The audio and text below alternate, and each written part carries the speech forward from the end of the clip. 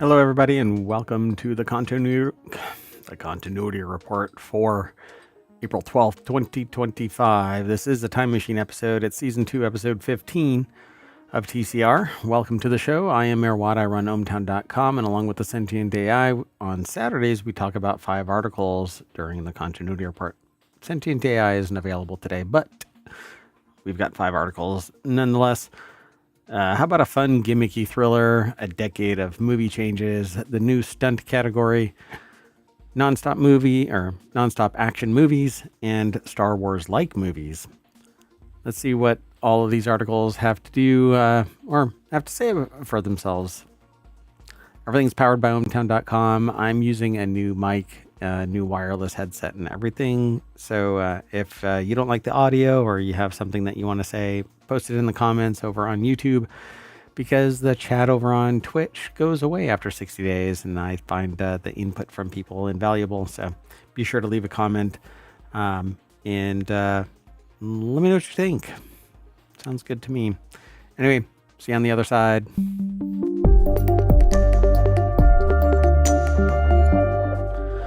Once again, hello, I am Mayor Watt, and I run ohmtown.com. We've got 5 articles all set up. I don't know about this first one because I don't log in before the show. I don't know why I do it like this, but it is what I do. We don't actually read the full article before the actual show.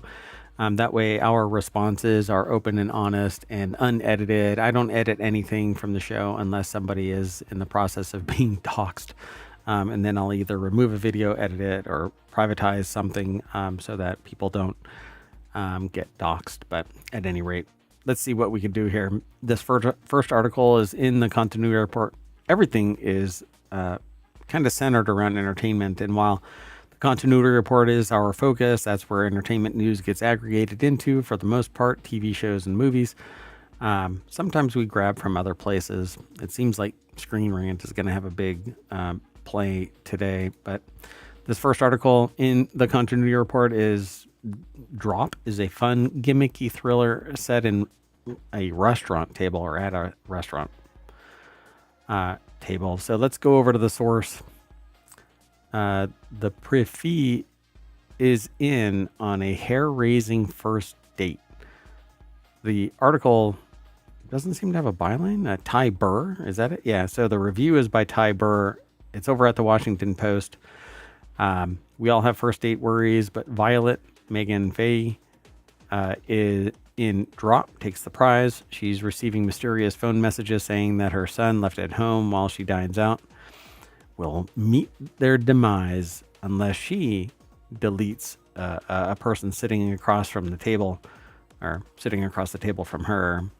And they say, suppose you're wondering how we get here. But that is the end of this little snippet. I think I have to log in, but I didn't log in. But this is definitely something that is one of those things. There was a movie where somebody got a random phone call. Hold on, let me see if I can pull it up.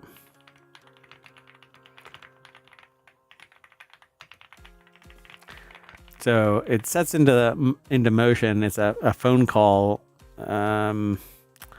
It's not sorry, I did a search real quick. There's a phone call that's made to a phone booth and somebody picks it up and it sets into motion a series of events. But in this quick search that I pulled up, it has to do with the butterfly effect or the wire, which neither one of those is what I'm talking about.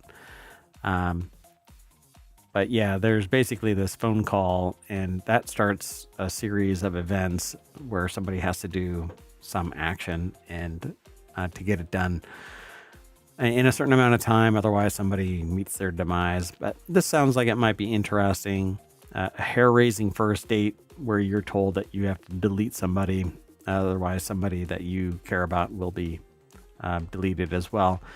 The whole thing here kind of riffs off of that sociopathy claim that I make about things. Are you willing to delete somebody that you don't necessarily care about, but they're still a human, to protect somebody that you do care about? It's kind of like that train thing, where are you willing to wipe out one person knowing that they're going to die, or are you willing to risk the three people on the other train just by letting it go, that kind of a thing. So either you take the reins and do something about it, or you let something else happen by somebody else's hand. Quite fascinating psychological issue here.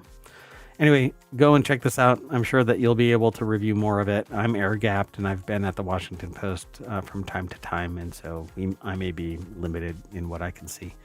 So let's keep on going, though. The next article is over. Well, what the heck happened here? Anyway, I'll figure this out and solve it. So it says, get in, loser. We're going back to the 2000s, how the movies of the decade changed cinema as we know it, or as you know it. This isn't a treatise on whether the 2000s was a decade of movies that represents the best cinema has to offer, but I would say that's the 80s. But this is a declaration that the 2000s shaped how movies were made, enjoyed, and talked about forever after. The 1990s was a banner decade for movies. Thrillers like Silence of the Lambs, crime dramas like Goodfellas, and beloved classics like Shawshank Redemption filled the racks of video stores back in those days. But in the 80s, we had the same thing, countless more than those named here. In the 2020s and 2000s, we're starting to feel further and further away, indeed. So Zachary Moser over at ScreenRant.com put this article together. And it says that that may be a little distressing for some, melancholic for others. Time comes for us all because time is just churning away. If you're sitting there dreaming of the 80s, 90s, and 2000s, then you're 30 years away or 20 years away, or 40 years away from the heyday of your perception of when movies were great. So even the movies of the 2000s that you've forgotten about have shaped the rest of the century in film, animation techniques, the explosion of genre films, even memes have this decade of movies to thank. So they refer to the memeability of the 2000s. Movies in the 2000s went viral before going viral was a thing. So yeah, Anchorman and Mean Girls and I can't remember this one. Doggone it. I keep forgetting some of these movies. Yeah,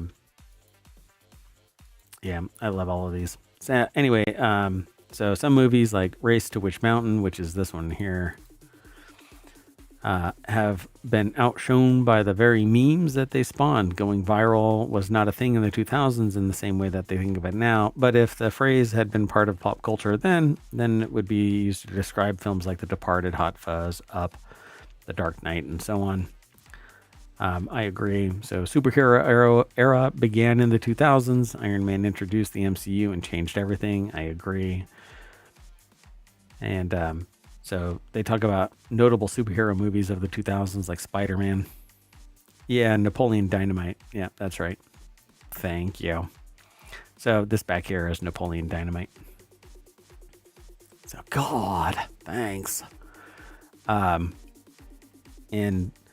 countless other movies, but see, for me, I liken movies all the way back to the late 70s, early and mid 80s, all of the 90s, 2000s, 2010s, and now 2020s we're halfway through 2020.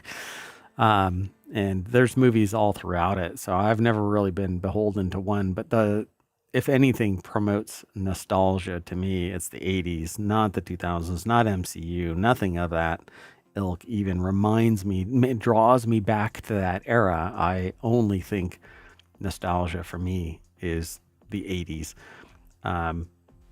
Just these culturally relevant at the time films like Police Academy, where it would not be allowed in today's climate.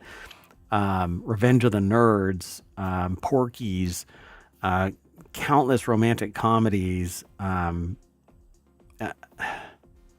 Better Off Dead, One Crazy Summer, just countless movies are all in that era of the 80s.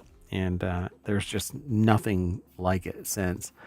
It doesn't even, the film doesn't, the recording itself, digital or otherwise, it doesn't even have the same texture to it, the same sound stage, the same, I guess, mojo that these 80s era movies manifest. They just don't exist like that anymore. But at any rate, so fantasy began to be taken seriously as a genre. Lord of the Rings opened the door for fantasy, but it had come and gone from time to time. Harry Potter probably really pushed it in the 2000s. Harry Potter and the Half-Blood Prince. The whole story there, with a massive juggernaut of money spent to make it manifest. Pirates of the Caribbean as well. The whole, from the 90s to 2000 and on, I would say that all of it has become kind of enmeshed together. I wouldn't be able to separate one movie over the other. And then found footage opened a door for horror, the whole paranormal activity thing, but that was the Blair Witch Project's manifestation. If the Blair Witch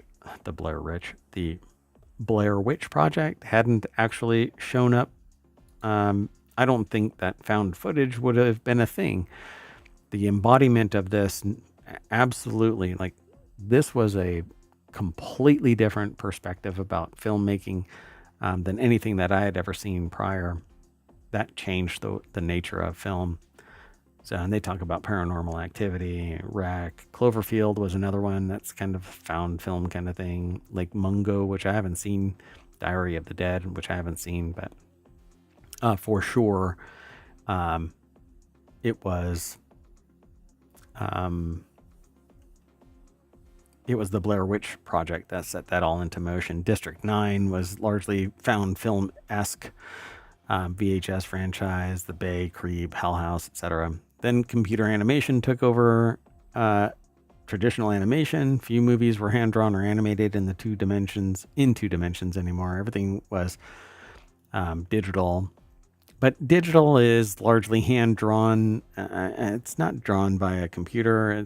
It's drawn by a person on a computer. And so while you lose that graininess of the hand-drawn blah, blah, blah, you get infinitely high resolution for these new digital.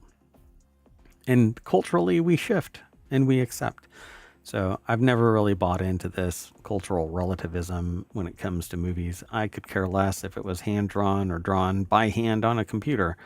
The simple fact is that it's there, and that story is what's rich about it.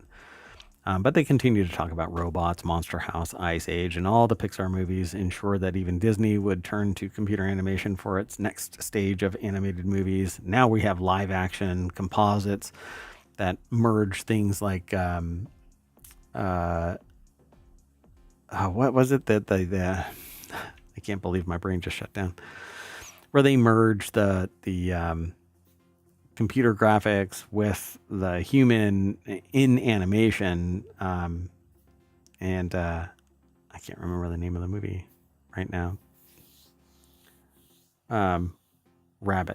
Roger Rabbit. Who Framed Roger Rabbit? There we go. I got it. Okay. So Who Framed Roger Rabbit kind of pushed that computer animated into live action thing. And now that's live action and computer animation are merging together damn near seamlessly. It's getting really surreal. So back to RealityHacker, our first show today.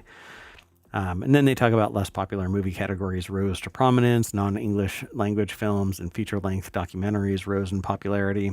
But it's largely about the story and the on-screen charisma of the actors, which play just an absolutely important role. If you can't relate, you don't feel the energy from the people, then it doesn't matter how good the acting might be, how good the story might be, etc. You don't want to watch it. But Crouching Tiger, Hidden Dragon kind of knocked it out of the park. Pan's Labyrinth was surreal, and I couldn't actually get through it in one viewing. It just kind of ate at me.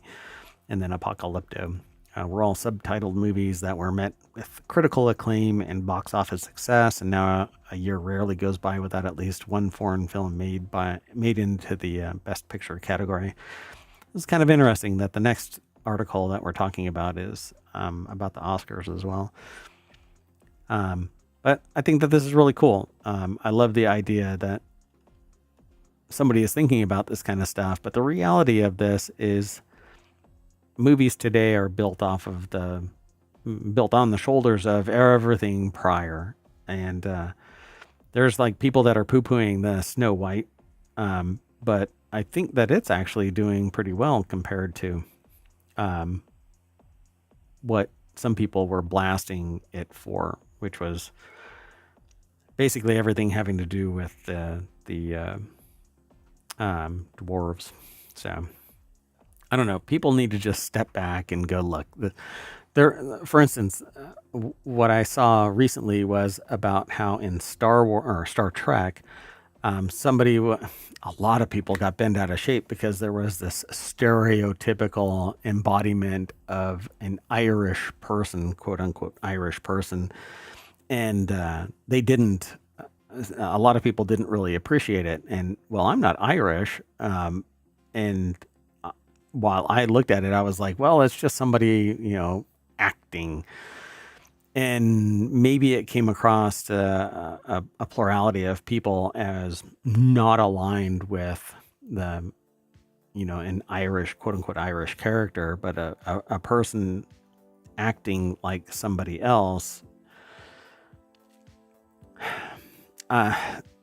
It wasn't that it was poor acting. It's that they wanted somebody that was Irish. And I'm like, no, you can't do this. You can't frame everything around a culture. If you're going to have acting, then somebody should be able to act like somebody in another culture.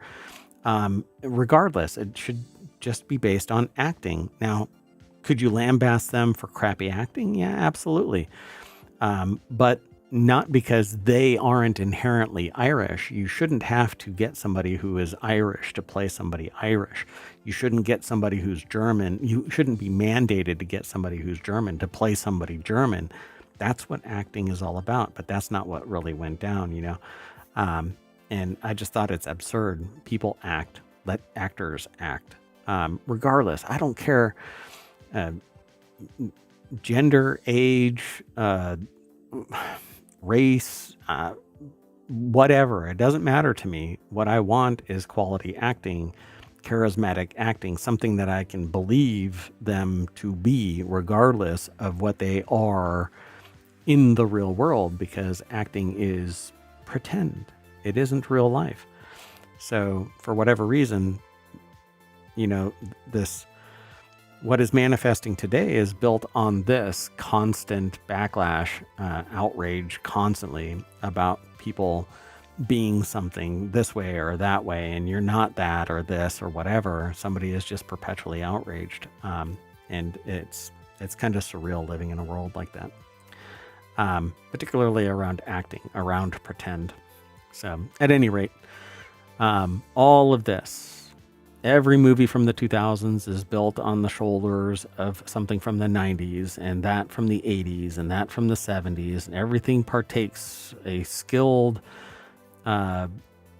director and actor looks at the history of acting, not just the cultural relativism of today, and you can pull something and bring it forward, or plan for something now that it might be revolutionary, like the Blair Witch Project, right?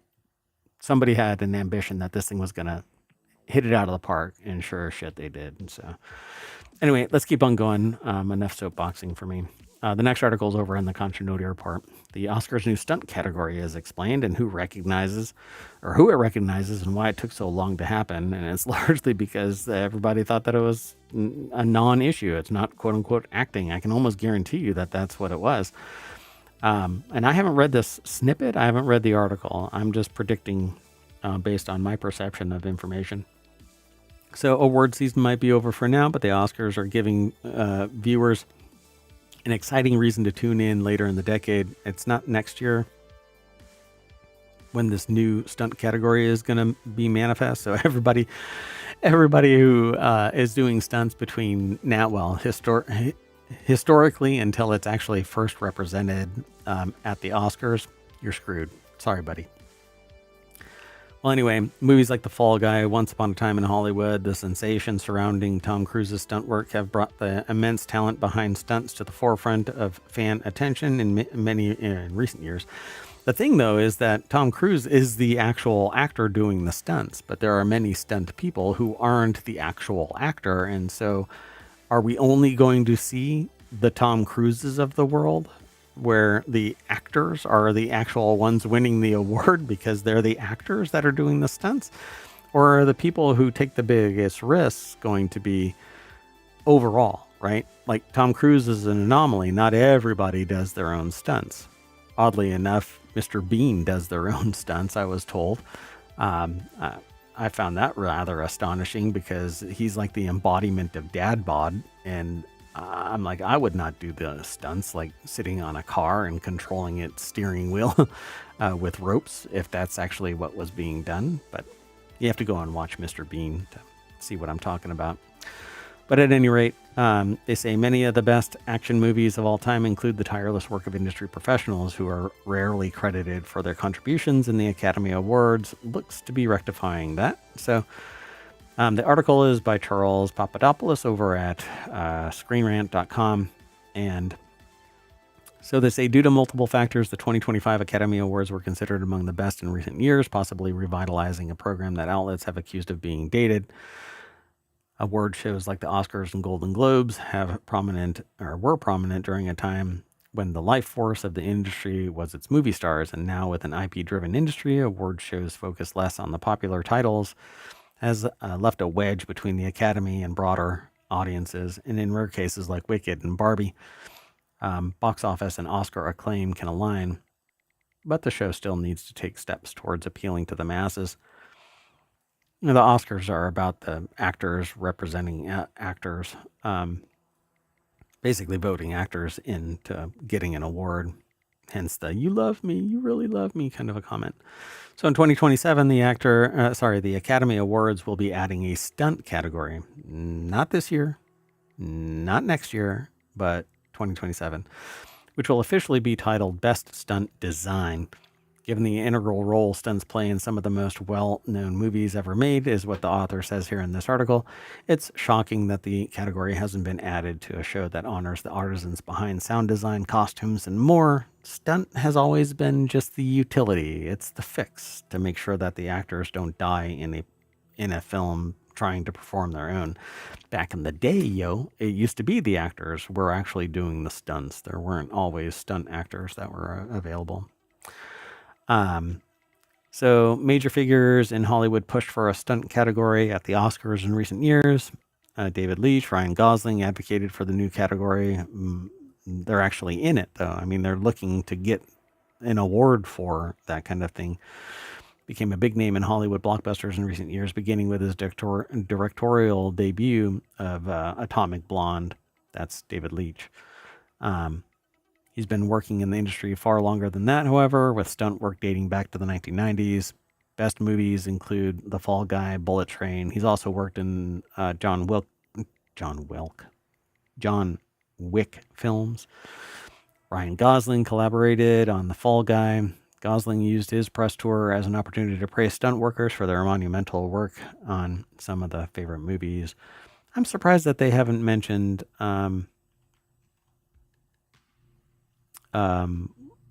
what's his name? John Wick. Oh my God. My brain sometimes just falls out of my head and I have to scoop it up and put it back. Sentient AI, tell me. I forgot his name. Dude, where's my car? John Wick. I quit. Okay, anyway. So who will be nominated for stunts Oscar? Well, actors may not have the opportunity to be nominated. So following the Academy Awards announcements, many of Tom Cruise called for him to be an honorary. Yeah, Keanu Reeves. Thank you. Thank you, Sentient AI. You're not here in digital embodiment, but you're here in digital spirit. So I appreciate it. Thank you. So sure, actors like Tom Cruise, Keanu Reeves, finally Donnie Yen, are worthy of praise for their physical involvement in the film roles, but this category is intended to go to artists behind the work. It could vary case by case regarding actors. To continue using Cruise as an example, since he works as a producer on the Mission Impossible films, he might also be involved enough in the stunt development to be considered, but the Academy will have to release more information on the subject. For now, it seems safe to assume that it won't be movie star oriented. So why did it take so long? Why now, and why is it taking so long? Well, this could be for a number of reasons.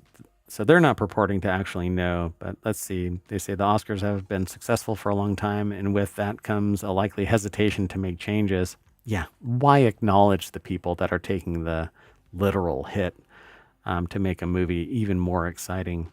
You don't want to actually credit the people that are actually working really hard. You did it with a bunch of other people for 100 years, so why now?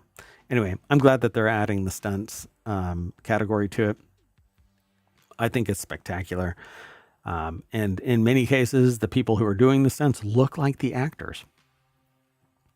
I think it's amazing that they find somebody that is a close approximation to the actor, but is built so that they can take the hit. I think it's amazing. So we all have our doppelganger out there, and somewhere out there is a Mayor Watt stunt person who's taking the hit, and I don't even know it. All right, let's keep on going. The next article is over in the continuity report. 10 great non-American movies that have nonstop action. I'm just going to jump straight on over to Screen Rant, where this is sourced from. Ariana Alvarado put the article together. And let's go through this really quick, because this is basically, I was really interested in these nonstop kind of movies.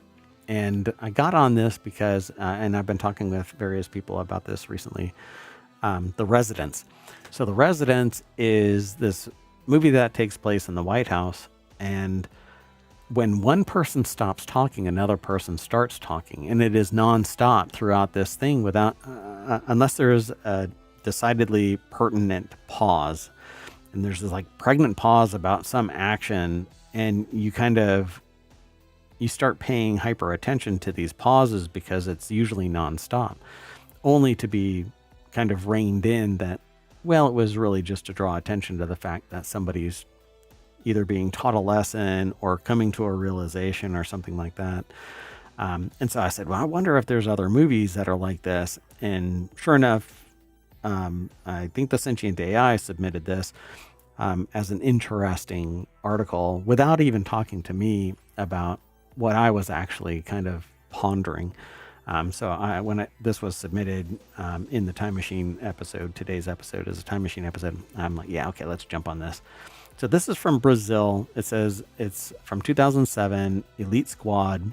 Word of mouth surrounding Tropa de Elite or Elite Squad in Brazil played a significant role in the film's popularity within the country. It's an action-packed narrative introducing a fascinating conversation about police brutality and corruption within BOPE.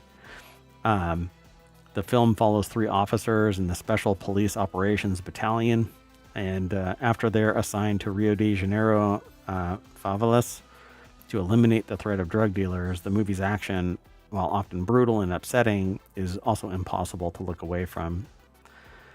And this actor looks familiar. Why does they look really, really familiar to somebody? Somebody in the MCU. Oh, who is it? I think they look really close to the Hulk. What's that actor's name? All right. Well, The Night Comes for Us from 2018. It's an Indonesian film. It says a bloody, uncompromising violence. The Night Comes for Us is an equally engrossing and frightening watch. The fight choreography is impressive and is balanced with a surprisingly heartfelt story at its center. A father-daughter dynamic between Ito and Reina is touching and never gets lost amid the film's chaos and bloodshed. But it's one of these hyper-action kind of movies. They team up with members of his old gang to evade those who wish to see him dead. This is all a result of Ito's decision to spare the young life of a villager, Reina, whom he was ordered to eliminate. And the screenshot of this is somebody on a table saw seemingly being dragged towards the blade. I'd rather not. Then they talk about Mad Max 2, The Road Warrior from 1981. This is old school. The franchise began in 1979 with The Road Warrior. It's considered to be a massive improvement from the first film. The sequel helps establish the franchise's beloved components that have remained intact forever. It's basically this dystopian post-apocalyptic world, where he actually witnesses his family being eliminated. So, and that makes him quote unquote Mad Max. Yeah, I don't think that it's a particularly bad movie, by the way, the Road Warrior. So, and Mad Max the original wasn't a bad movie. And then Run Lola Run, which is actually a spectacular movie. This is just it is a lot of fun. It's from 1998. It's a German film. I won't be able to go through all of these. Ong Bak Muay Thai warrior from Thailand. If you've never seen Muay Thai, it's a fascinating martial art. Ong Bak isn't too concerned with the development of characters or plots. Instead, allows Ja to show off his skills as a martial artist in the film's craziest display stunts. Ja's athleticism and Riddick's action choreography have earned a positive response from audiences and critics throughout the years. I'm going to have to put this on my list because I've always been a fan of martial arts movies back from when I was a kid, watching Bruce Lee movies, and the whole genre over the years. Have always been fascinating to me. Hard Boiled, 1992. It's from Hong Kong. So it says it presents a stylish movie that doesn't diminish the emotional story at its core. The story of the film follows the rebellious cop Tequila Yon or Cho Yun Fat after he joins forces with an undercover cop to take down an arms dealer. It's almost like Beverly Hills Cop style kind of thing. The action throughout the film is intense and unforgiving and incorporates many of Wu's signature filmmaking techniques. And I saw this way back in 1992. Battle Royale from 2000. It's a Japanese film. Breathing new life into the Battle Royale genre of the 2000 Japanese film appropriately titled Battle Royale. The movie is based on Kushun Takami's novel of the same name and sees the government enact a law that requires a randomized group of high school students to battle to the death until one victor remains. So very, yeah, in my head I have the name of the movie, but it's one of those dystopian. Oh, well, they say it right there. My God, I should read the beginning of this thing. Hunger Games. It's very Hunger Games. So might have to watch this one. I haven't seen this one. Then RRR is from India. It's recognized as one of the best action movies of 2022. The movie's Telugu language and 3-hour runtime didn't appear to be an issue for audiences across the globe. It takes place during the early 20th century, and tells a fictionalized story of famous revolutionaries Komaram Bhim and Alluri Siddharama Raju, portrayed by N.T. Rama Roy Jr. and Ram Karan, respectively. Apparently it has a 3-hour runtime, but it says that it wasn't bogged down or rushed, so must be going nonstop. Then there's The Raid from Indonesia and The Killer from Hong Kong. Wow. Oh, okay. Yeah. So the film follows Chow's Jong, who is a hitman wishing to retire from the job. So it's very John Wick. However, Jong is prevented from doing so after he accidentally blinds a singer, Sally Ye. And his guilt leads him to carry out one last job to make money for her surgery. So interesting. There's always a movie that these kind of action movies always have this where there's two people pointing guns at each other and they're really dangerously close to each other. Yeah, why wait for somebody to pull the trigger? That delay probably can cost you your life. Anyway, let's keep on moving. This is the last article for today's the continuity report. And then we're going to shut down and we're going to evaluate and maybe either run the next 3 shows a little bit later, or I'm just going to keep on chewing along and get the next 3 shows done, because we still have Warcrafters, Technology Today, which is a deep dive into science and technology, typically. And then 4-Wheel Tech, which is about automotive. Warcrafters is gaming. So anyway, the best non-Star Wars shows to watch if you love Andor. So Andor is coming around the corner. We're waiting for it to launch again. Alex Lawrence put this article together about the 7 best non-Star Wars shows to watch if you love Andor. This seems to have a Battlestar Galactica thing to it. So let's keep on going. Oh my gosh. They start out with Counterpart as number 7. Mirrored worlds come to blows with J.K. Simmons portraying a spy, and he crushes this series. This show is amazing. In all honesty, I think that there's more world building here than we were basically abandoned at the end of the series. I would have loved to see more, but it is what it is. Had the brilliant and storied career, J.K. Simmons. However, his dual role as 2 versions of Howard Silk marked a new challenge for the actor, acting as the anchor of the ambitious sci-fi thriller Counterpart, which is kind of like, what is the movie? My gosh. Hold on. There's a whole thing. Tenet. So Tenet is actually Rotus. There's a tablet that actually has this Sador square is what it's called. And Tenet is in the middle of it becomes the plus. So Tenet this way and Tenet that way. And it's called the Sador square because Sador goes around the perimeter of it, and then it says opera up and down on the 2 verticals next to it, and then Tenet is in between, and that's where that movie gets the name Tenet. So the clever concept and tremendous world building are further enhanced by Simmons' talent. He crushes it. So he acts as 2 points of interest in a drawn-out spy war for control and dominance, similar to Andor's Rebellion, which involves the employment of espionage against the Galactic Empire. Except in this, you have to watch the movie, and I don't want to do that. I do not want to spoil it. And I don't think that this is so well known that me throwing that up is enough.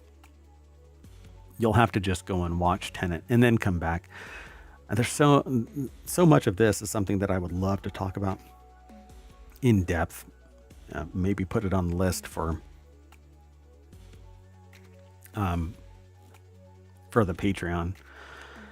Anyway, then there's The Wire, which I couldn't get into then. I don't know if I'd be able to get into it now. It says the war on drugs in Baltimore is what this is about. Among its introspective examination of society and its systemic failures, The Wire serves as a pivotal crime drama handcrafted to perfection thanks to its creative direction and layered writing. I'm not interested in what could be so damn obviously real that I can't distance myself from it. And everything that I've ever seen about The Wire is like it could be happening right now. So I'm not really interested in that kind of stuff. I want something surreal, something just beyond reality where I can turn off my brain and not go, oh yeah, this is happening right now. Although, I don't know, Demolition Man seems to be a documentary. Idiocracy seems to be a documentary. Chernobyl, it's a harrowing historical show featuring actors from Andor, but it's about Chernobyl. Stunned audiences as it retold the historical horrors from 1986 when a reactor from Chernobyl nuclear power plant exploded. I remember being a young mayoral aspirant who actually reached out to the researchers that were trying to figure out how to resolve the problem of the fallout from Chernobyl, and their idea was to construct a big metal sarcophagus with holes in it so that it could radiate heat out, and it could control how much dust would get kicked up and blown all over the region.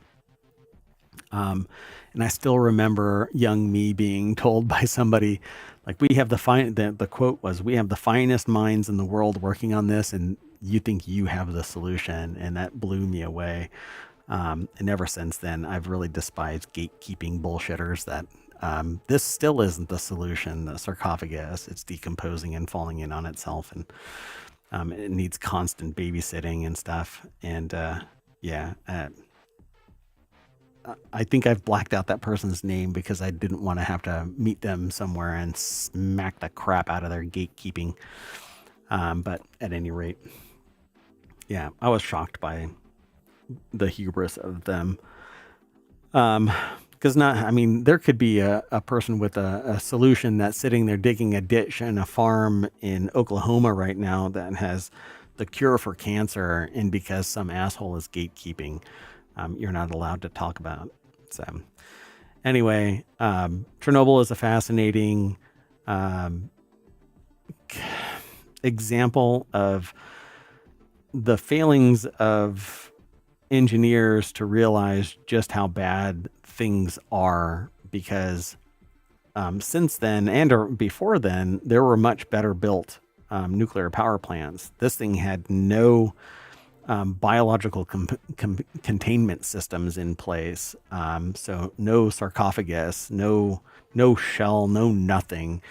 And all it was basically a building that had a lid on it. And when enough steam built up and it detonated, it blew its top and couldn't cool down. And all of its fissile materials slid down into the basement. And it's called the Elephant Foot now. And it's just a disgusting example of hubris. But then Snowpiercer, which I think is great as a movie. I never really got into the TV show because I think it kind of pushed it extended the movie.